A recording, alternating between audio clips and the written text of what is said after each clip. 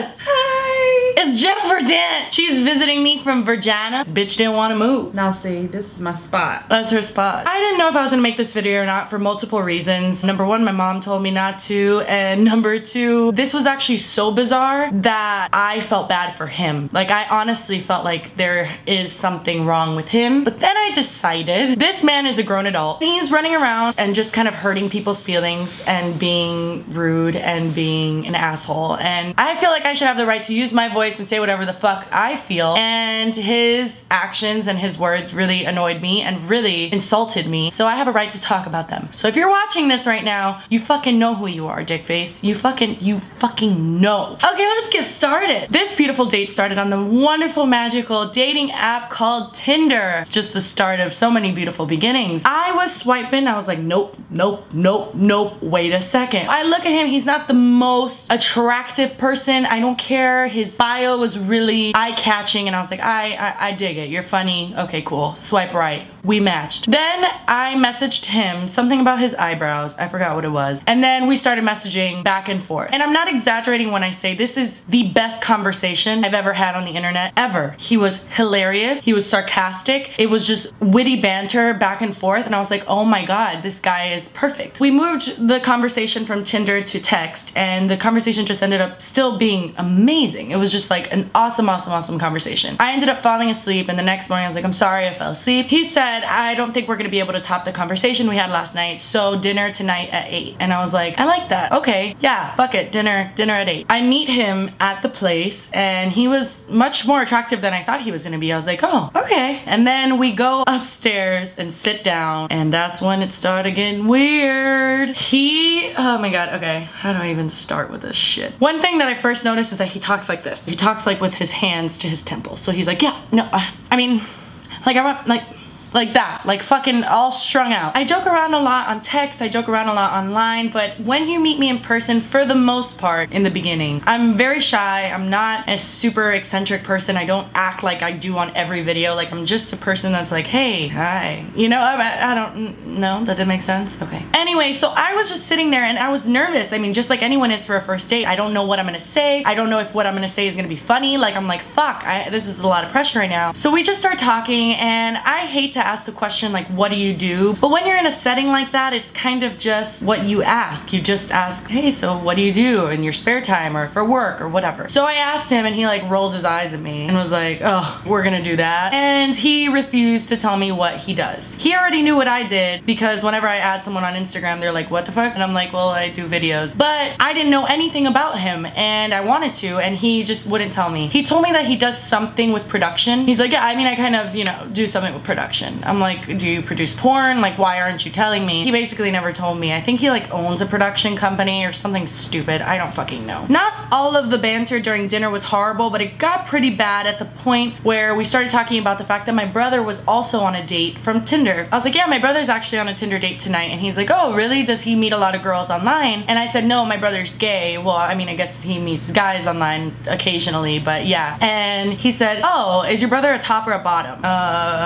Excuse me? I'm sorry, excuse me, what? I answered honestly because I didn't know what else to do in that scenario and I just said, I don't know. I have no idea how to answer that question. And he goes, well, I mean, if he goes out on a date, is he the one that pays or like what? I was like, I don't know. And he's like, how do you not know that about your brother? It was kind of frustrating that he kept instigating and wanting to know about that. I was like, okay, this guy is just a little bit off. And let me say before I continue, I start drinking a lot when I realize the date is going badly because I just want it to go away. I never get to a point, obviously, that I can't control myself or can't control anything. I just get to a point where I feel better about life. I was like pounding drinks back. Like I was like, okay, 1, 2, 3, 19. He started talking about feminism and I was like, oh, you don't do it. He basically started saying because I had mentioned that I don't usually let guys pay for dinner on the first date. But I'm like, hey, let's just do half and half. We don't know each other. And you know, if the guy asks me politely, like, please, I would really like to do this for you, then I'm like, okay, thank you, I appreciate it. But when I get a weird feeling from them or I feel like maybe they're gonna expect something, and I know a lot of girls can relate to that, if I feel like they're gonna expect something, I tell them like, no, really, I insist. I mentioned that to him and he goes, goes, you know, it's like nowadays with feminism, I don't want to get all into this because, you know, it's like a lot, but you know, there's an obvious like wage gap, right? So I don't understand why they won't just like let the man pay. Like, just let me pay. You don't need to fight me. And I was like, okay.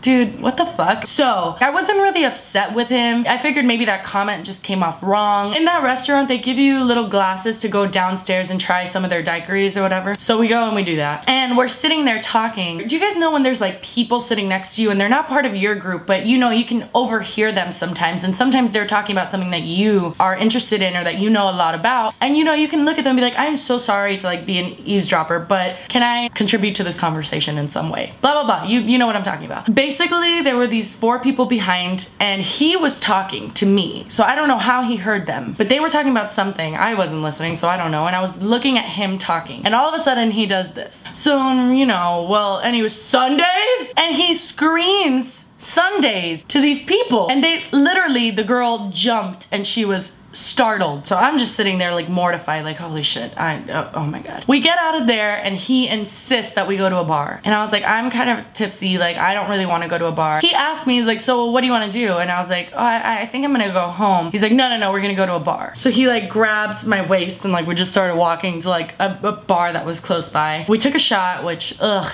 was just not, I didn't need that in my system at that time. And then we went to a bar that was right across the street and it was just like kind of a dive bar and there was no music and it was kind of awkward, and he just goes, I think this is a gay bar. And I was like, I don't think this is a gay bar. He goes, well, what about them? And he points to these 2 men that were together that weren't particularly flamboyant or anything. He's like, how good's your gaydar? And I'm like, I mean, it's pretty good. He's like, so are they gay? And I was just like, I don't know, dude, leave me alone. I didn't know what to do with him. He was driving me nuts. So naturally he comes back to my house because he didn't want to leave me alone, and I knew my brother was here on a date, so I knew I wouldn't have to like be alone with him. Me and my brother, I guess, spilled something on the floor and we were like cleaning it up and cracking up because of something. I don't know, we were both kind of tipsy, and he said, yeah, just go ahead and clean. It's not like you have guests. What?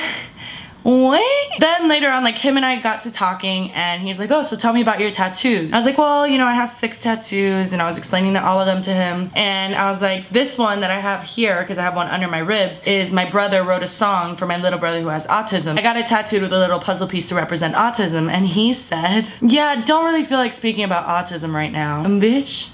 What? So I was like, oh, okay. He asked me about my roommates and he's like, yeah, you know, I had roommates once. I mean, you wouldn't have roommates if you didn't have to have them. And I said, why would I have to have roommates? Like, I don't have to have roommates. And he said, yeah, because it's cheaper. And that was it. Like, I was just done with him and his shit, and I shut down in that moment. And I told him, I think you really underestimate how much money I make. I never would fucking say that to someone. He looked at me, he's like, no, I didn't mean it like that. I was just fucking mumbling on. To which he proceeds to hug me and say, we are so lucky to have found each other. What the fuck is wrong with you? It was just not a fucking pleasant experience. I should have known it by his name. He has a creepy name. But anyway, yeah, that was the worst date that I've ever had, really. I mean, I've had bad ones, but that was the worst one. That was the one that left me feeling angry. And the second he left my house, which honestly, he should have never come to my house had I not been like super fucking drunk at the point where we were right about to figure out what we were gonna do. I was just so over it, and like I said, I knew my brother was gonna be here, and I was like, okay, do you wanna just like come over, we can have like another drink, and that's it. I should never have fucking done that, and if I had not been tipsy, I wouldn't have done that. So I want you guys to know, don't do that. But anyway, yeah, so that was the worst date that I have ever been on, and feel free to judge me, I know you will anyway. Make sure to leave your worst dates down below, and I will